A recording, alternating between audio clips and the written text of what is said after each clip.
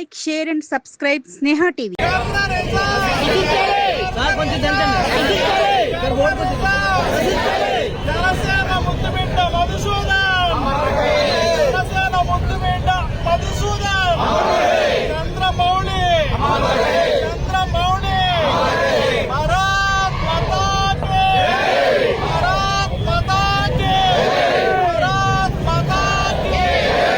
మారణకాండను చూసి ప్రపంచం నివ్వెరపోయింది.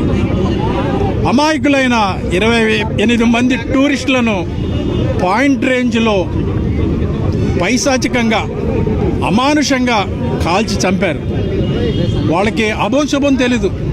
అక్కడ ప్రకృతి అందరూ ఆ దృశ్యాలను చూసి ఆనందించడానికి వెళ్ళిన వారిని ఒక ద్వేషపూరితంగా మతావేశంతో కాల్చి చంపారు. ఇది మానవీయతకే మచ్చ. ఇది మన ఐక్యతను దెబ్బతీయడానికి చేసిన చర్యగా మేము భావిస్తున్నాం. భారతీయులంతా ఏ మతమైనా ఒక్కటిగానే బ్రతుకుతున్నారు, ఒక్కటిగానే ముందుకెళ్తున్నారు, ఒక్కటిగానే అభివృద్ధి చెందుతున్నారు.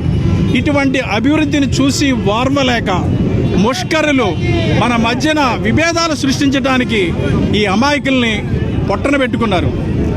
ఈ సంఘటన తెలిసి చలించిపోయిన జనసేన అధ్యక్షులు శ్రీ పవన్ కళ్యాణ్ గారు 3 రోజుల పాటు సంతాప దినాలు ప్రకటించారు.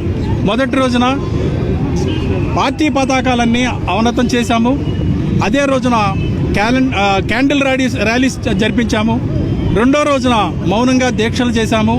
మూడో రోజున ప్రతి ఊరిలో, ప్రతి గ్రామంలో, ప్రతి పట్టణంలో ఇలా మానవహారాలు నిర్వహించి మన సమైక్యతని చాటుతున్నాము. ఎందుకంటే మనం ఒక్కటిగా లేకపోతే మన మధ్యన విభేదాలు సృష్టించి మన అభివృద్ధిని నాశనం చేయడానికి పొరుగు దేశాలు కంకణం కట్టుకున్నాయి.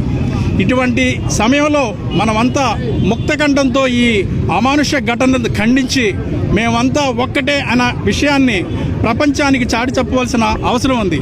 ప్రతి తెలుగువాడు, ప్రతి భారతీయుడు ఈ సంఘటనని ముక్త కంఠంతో ఖండించాలని ఈ సందర్భంగా మనవి చేస్తూ, జనసేన తరపున ఇటువంటి కార్యక్రమాల్లో పాల్గొనడానికి విచ్చేసిన ప్రతి ఒక్కరికి పార్టీ తరపున, పార్టీ అధ్యక్షుల తరపున మనస్ఫూర్తిగా కృతజ్ఞతలు తెలియజేస్తున్నారు. Please like, share and subscribe Sneha TV.